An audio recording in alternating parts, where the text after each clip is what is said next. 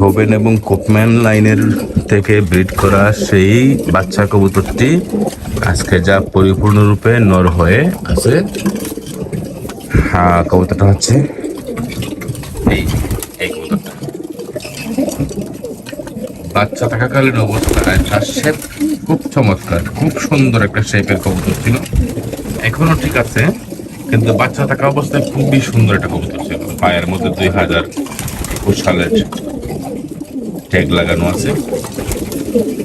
খুবই খুবই খুবই খুবই সুন্দর।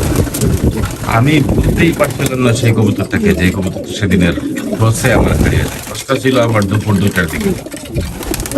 দুপুর 2টার দিকে টস করে এবং খুবই বাজে একটা অভিজ্ঞতা নেওয়া। এর পরবর্তীতে আপনাদেরকে ভিডিও করে বলেছি যে আসলে ভোরবেলায় টস করা উত্তম, এবং ভোরবেলা টস করলে অনেকটা বাজের আক্রমণ থেকে বাঁচা যায়।